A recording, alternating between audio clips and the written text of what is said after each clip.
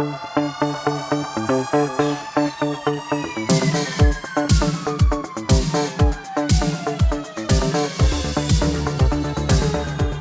up, everyone? It's the Next Tape Podcast, episode 169 with Mikel and Tanyka.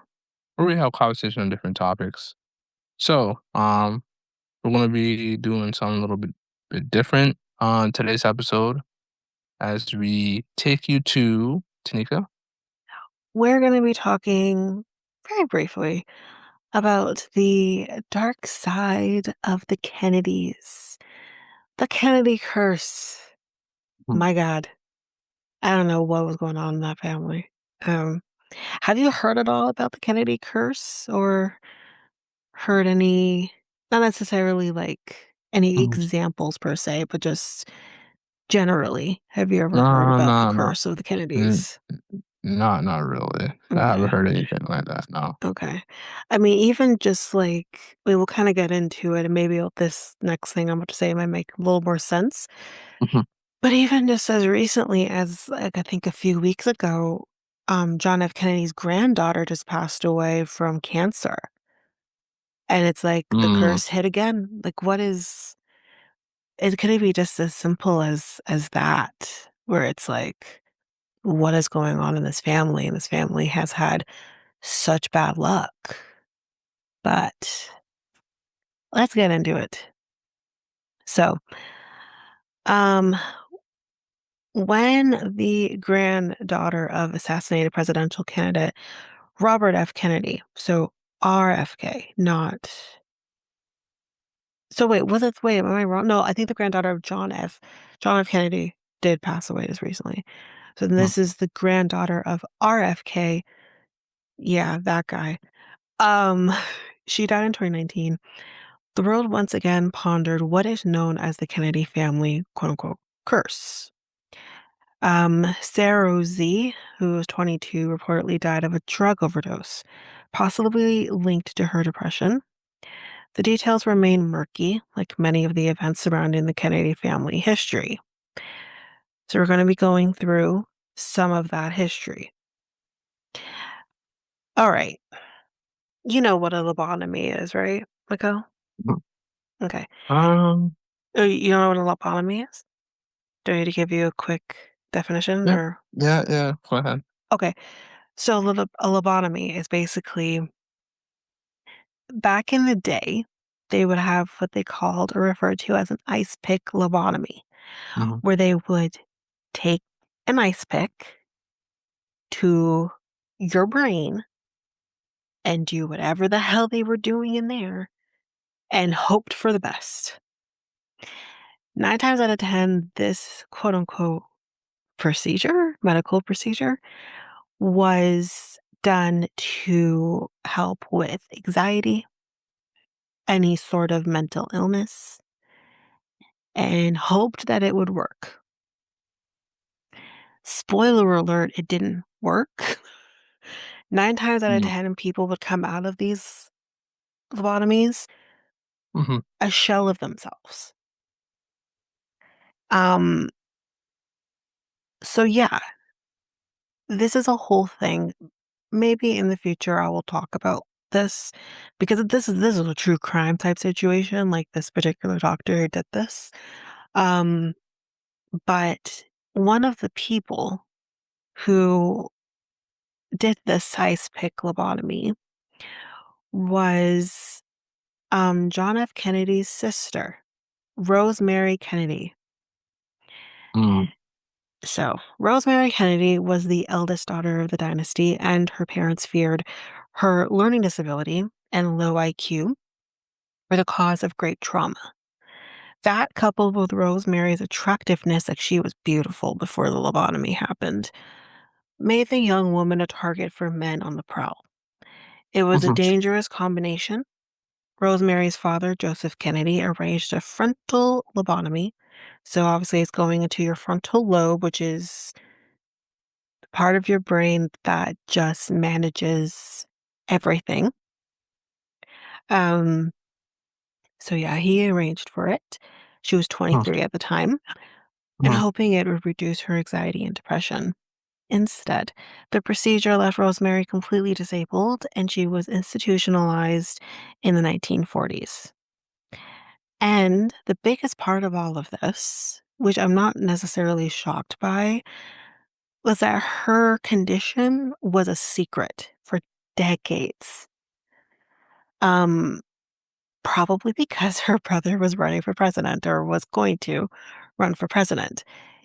Um, but I just want to dig a little bit more on Rosemary because the reason I did this episode anyways was because I wanted to talk about her.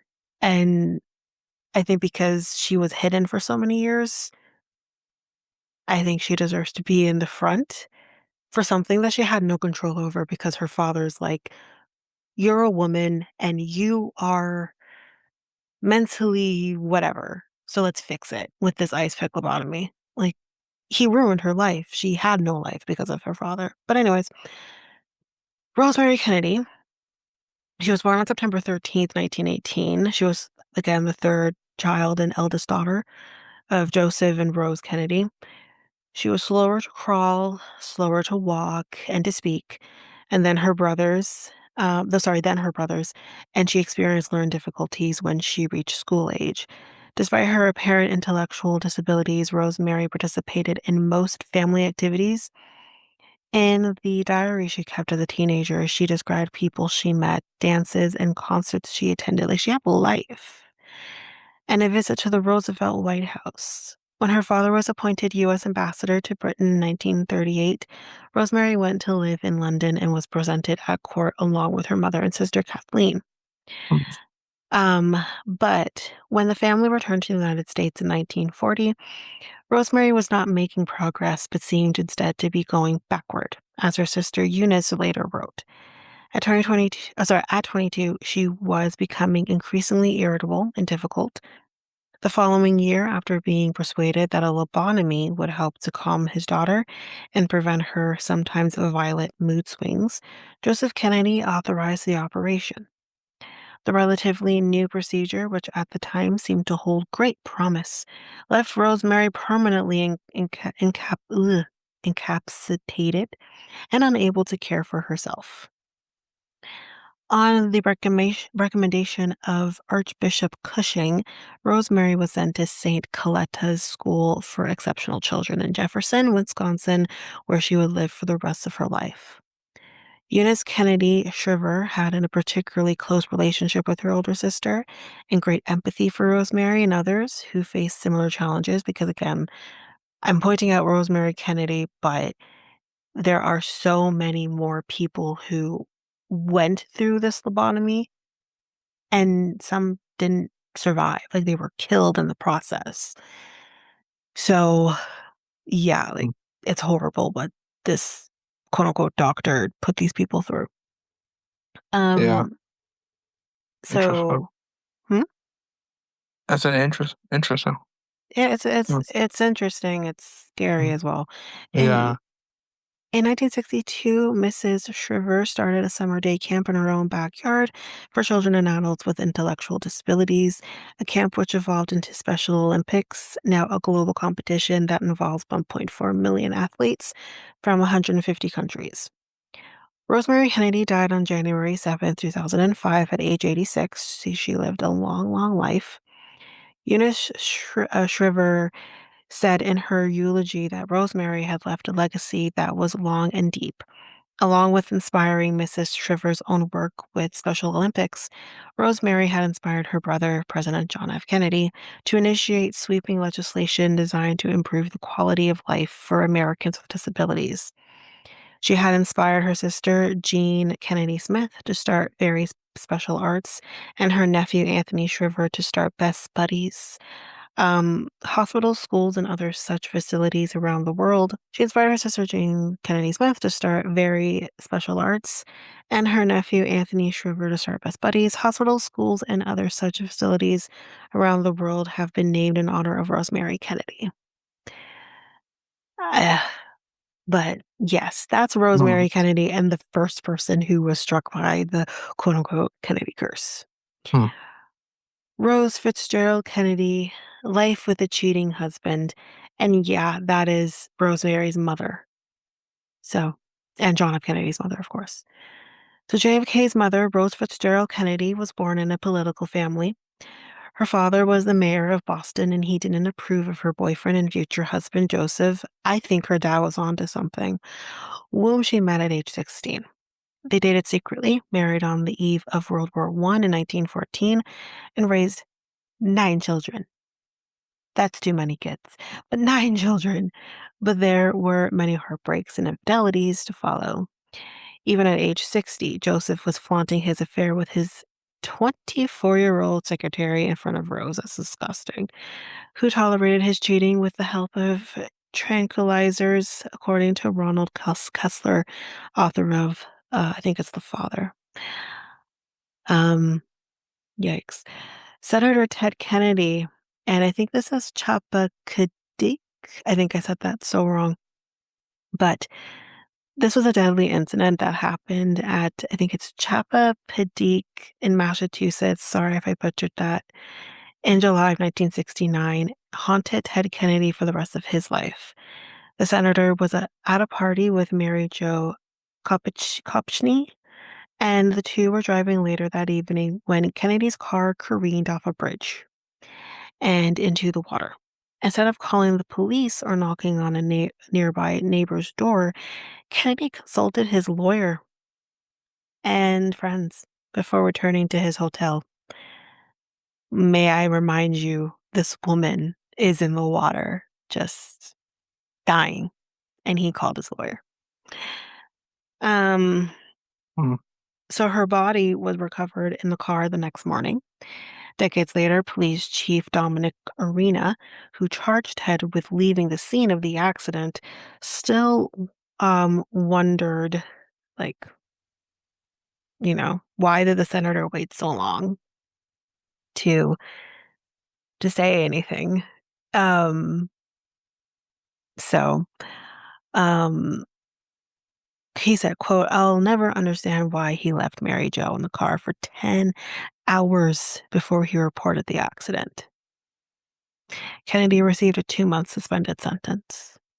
So that's the first person, Mhm. or the next person, I should say. So next person in the curse, Michael Skakel's murder trial.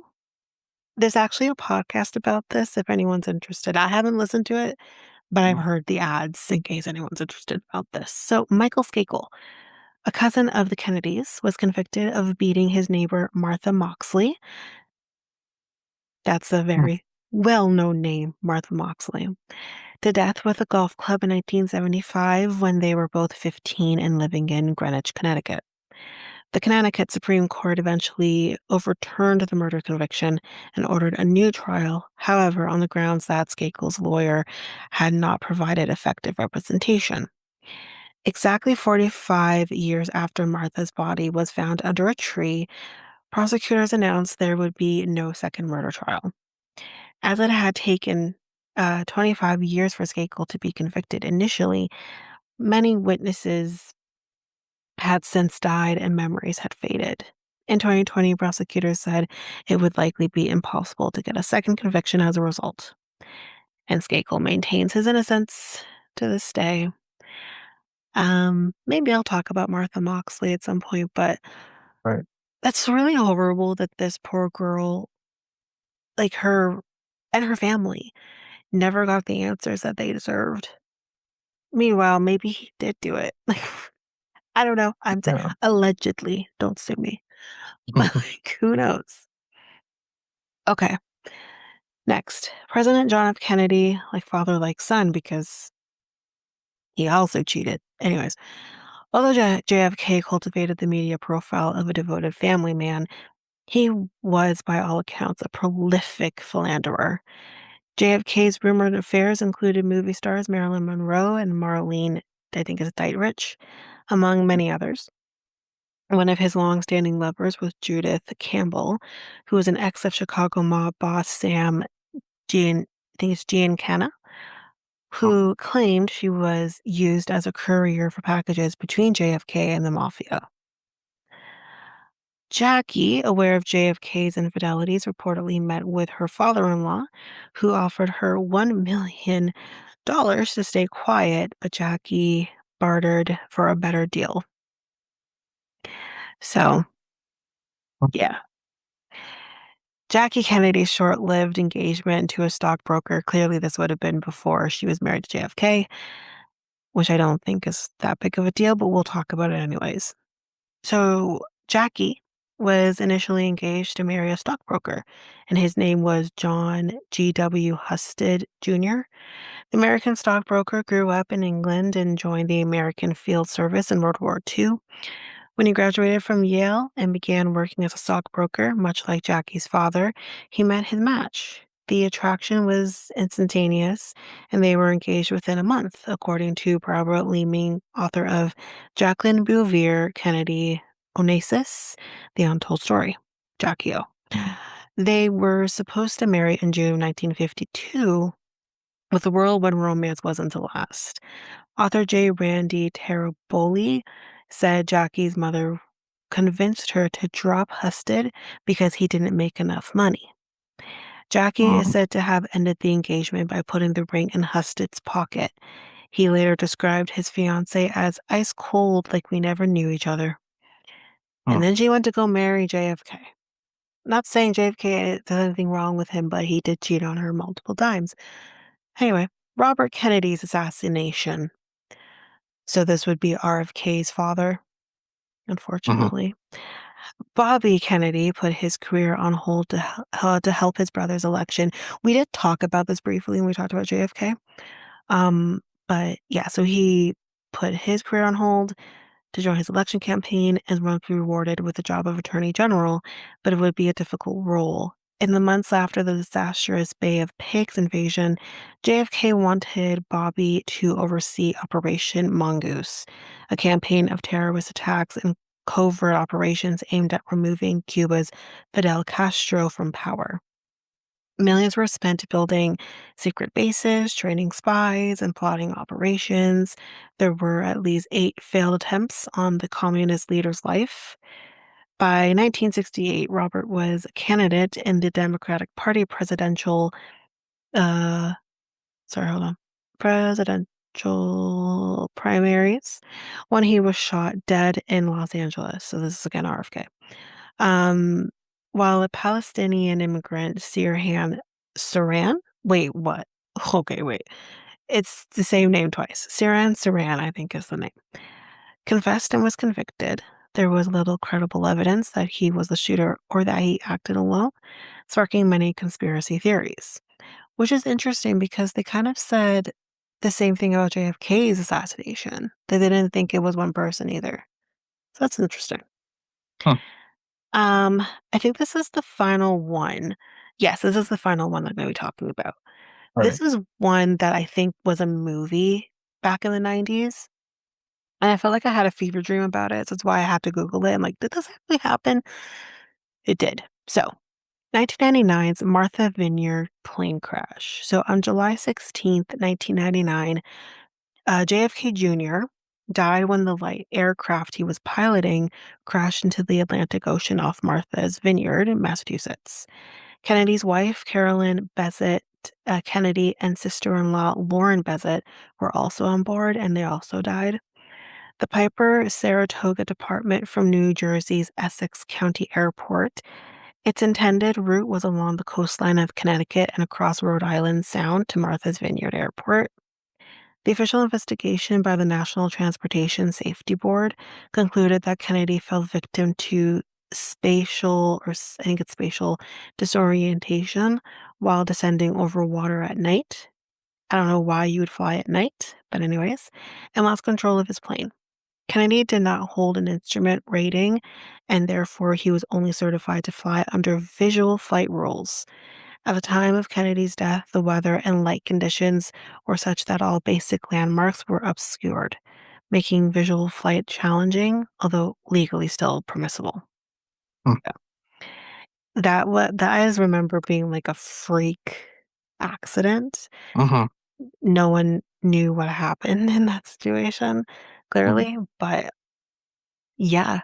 I think that's kinda like the biggest that one and his sister are like the 2 kind of biggest things where it's like, "What's going on in this family?" And then you had, Mhm, mhm, obviously, his brother's assassination as well, um, and like I said, his granddaughter very recently passing away as well. It's like, I don't know what's going on in that family, but anyways, this is just a quick little dive 'cause, we did the JFK episode earlier, mhm.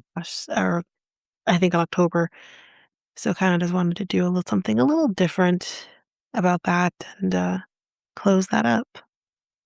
But that's it. Very quick episode. Okay. Alright. That's it? Yeah, that's it. So, we'll be back on Monday. We're gonna be doing a special Monday episode, something a little different. Mhm, Um, but that's basically it. Oh, and we're getting into Black History Month as well. So Black History Month actually starts next week. mhm. Yeah. So yeah, that's what we're gonna be Okay, doing. so yeah, stay tuned for that. Yep. Alright. See you guys later. Bye, everybody. If you liked what you heard with our podcast, you can head on over to our website, which is solo.to/next take podcast. There you can get any of the links to any of our social media, which is Facebook, Instagram at Next Take Podcast, and Twitter, TikTok, and Blue Sky at Next Take Pod.